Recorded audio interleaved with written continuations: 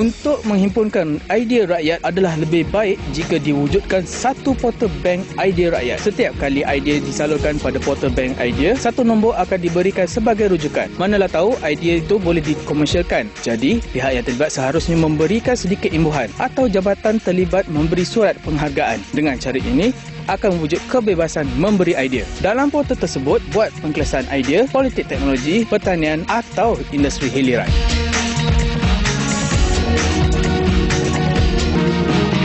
Satu badan khas atau organisasi dalam menyalurkan idea rakyat kepada pemimpin. Okey, dengan adanya organisasi ini, ianya dapat memudahkan rakyat dan pemimpin itu sendiri. Kadang-kadang pemimpin terlalu sibuk sehingga kan tak ada masa.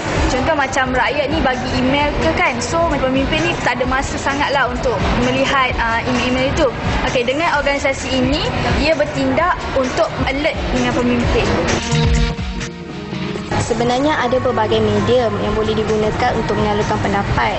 Rakyat boleh menyalurkan pendapat melalui new media. New media seperti Facebook, blog dan seumpamanya. Masalahnya tak ramai pemimpin kita yang menggunakan new media ini. Tindakan perlu diambillah untuk menangani masalah ini untuk memudahkan rakyat dan pemimpin. Terima kasih kerana anda terus bersama saya dalam Wartawan. Kita masih membincangkan Bank Idea Rakyat. Terima kasih Jalin, Yaya dan Min tadi pandangan anda melalui Facebook dan juga kiriman video.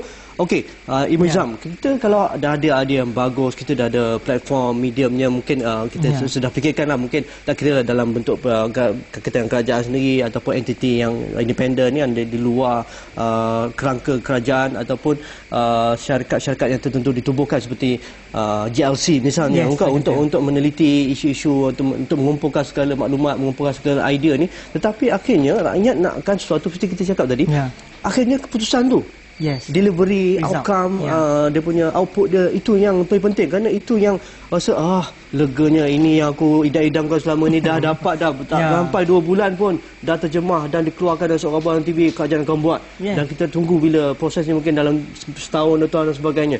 Isu macam Pudu Raya misalnya, kan?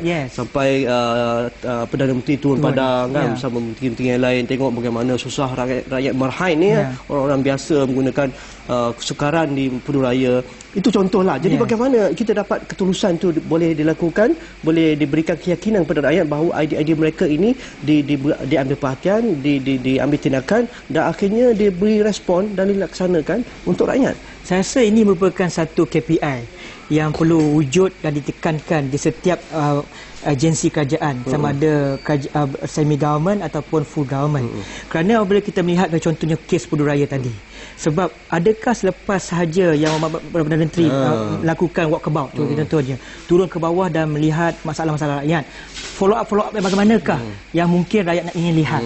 Okay? Sama ada follow up itu bercorak ke arah di segi menambah baik infrastruktur, short term, medium term ataupun the long term. Kerana inilah merupakan satu elemen yang mana rakyat ingin melihat dan apa perasaan mereka dirasai juga oleh pihak pentadbir dan juga orang kata pembuat dasar. Dan dengan cara ini, insya-Allah dia akan jadi satu jabatan di antara rakyat dengan kerajaan. Dan Bank Idea Rakyat ini boleh dijadikan sebagai satu model yang mungkin negara maju dah wujud. Di Jepun sebagai contohnya, dan di syarikat swasta pun mungkin wujud. Bila contohnya bos ni ingin mendapatkan satu idea, dia akan email kepada semua, dan semua anak buah dia akan email kepada bos itu, dan bos akan melihat idea manakah yang terbaik, dan dia bagi anugerah, reward, insentif dan sebagainya. So ini merupakan satu cara partisipasi, cara tidak langsung. Maksudnya tidak langsung, maksudnya rakyat ingin memberikan pandangan. Kalau mereka ada masalah, sebagai contohnya di Pudu Raya sebagai contohnya, ataupun dalam konteks generasi muda atau pelajar-pelajar atau mahasiswa, masalah PTPTN, mereka tak dapat nak, orang kata, menyelesaikan masalah mereka di peringkat bawahan, tak ada duit nak beli makanan dan sebagainya. Mereka tulis surat kepada menteri, dan daripada menteri juga mungkin melalui pegawai dia juga mengambil responsibility, menjawab setiap permasalahan tersebut dan ada follow up. Dan cara tidak langsung rakyat akan melihat, diri mereka dihargai oleh kepimpinan sebagai contoh, dan mereka hanya melihat, mereka ingin melihat bahawa setiap permasalahan mereka itu ada follow up, ada jawapan, bukan hanya orang kata sekali sudah sedap hati dan sebagainya. So ini merupakan satu elemen penting. Okey, sebelum kita teruskan, kita baca satu pandangan daripada Facebook Wartawan ni, daripada Azman Alprin, katakan sebenarnya bukan pemimpin-pemimpin kerajaan kurang cerdik, tetapi ada insan-insan di dalam agensi kerajaan itu sendiri yang tidak memahami aspirasi misi ataupun matlamat kerajaan dan rakyat negara ini. Tidak hairanlah kalau misi dan visi kerajaan selalu gagal. Ada cadangan lain lah di bawah tu kan. Dia kata, jadi itulah kadang-kadang sahutan tu tidak cukup kuat. Kan? Gagasan tu kerangkanya dah ada, rakyat pun dah beri respon dengan baiknya, walaupun tak tahu lagi dia punya output, dia punya outcome dan sebagainya. Tetapi cara sambutan daripada pihak-pihak pelaksana ni kadang-kadang time cuti tak perlu buka office lah. Kan kalau banjir berlaku, bah berlaku di Kuala Lumpur ni, ada agensi-agensi kerajaan walaupun hari cuti mereka kita hubung tak boleh, kita maksud hantar sana hantar sini, dia punya panggilan-panggilan telefon tu kan. Jadi rakyat rasa ini dah bencana. Kenapa fikir masa office? Jadi macam mana tu? Bagi pandangan saya, kalau kita lihat orang kata idea bank idea rakyat ini, kita tak boleh sama ertikan seperti tabung pengaduan awam contohnya. Kerana tabung pengaduan awam ni hanya melihat dari segi aduan saja. Yang kecil ada yang kecil. Bila dapat aduan, what's next? Contoh. So dari pandangan saya, bank idea rakyat ini saya lihat perlu ada timbal balas, reciprocal di antara pihak kerajaan dan juga pihak rakyat. Dan cara-cara ini insya-Allah saya rasa bila ada wujud orang kata participation yang rapat, ianya langsung akan wujudkan orang kata dasar secara langsung. Maksudnya langsung kepada kehendak rakyat. Dan dasar-dasar ini juga boleh diubah berlandaskan tentang permasalahan rakyat. Okey. Ibu Izam tadi pandangan yang pertama tadi daripada Atira kata dia nak tengoklah bagaimana bank idea rakyat dilaksanakan di kawasan Timbalan Perdana Menteri di Parlimen Pagoh. Itu contohlah kan. Jadi mungkin parlimen lain boleh mengambil sahutan benda ni. Kita bincang dulu, kita rehat dulu. Okey.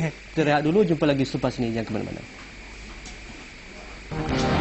Adakan mesyuarat Suruhanjaya Pimpinan Rakyat. Suruhanjaya Pimpinan Rakyat untuk mendapatkan maklum balas dari rakyat jelata tanpa penglibatan parti politik melalui satu laman web ataupun melalui social networking yang ada. Sebagai rakyat, kita yang sepatutnya memainkan peranan yang aktif. Lepas tu, setiap 3 bulan, adakan mesyuarat dan resolusi diutarakan kepada pimpinan negara. Harap cadangan ini diterima dan dipertimbangkan. Rakyat, aset negara, bukan liability negara.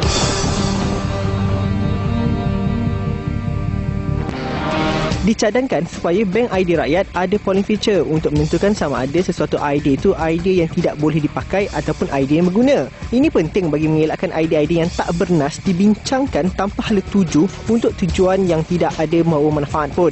Perlu ada satu badan pemantau untuk menilai idea mana yang sesuai untuk masyarakat secara keseluruhan dan mana yang tidak.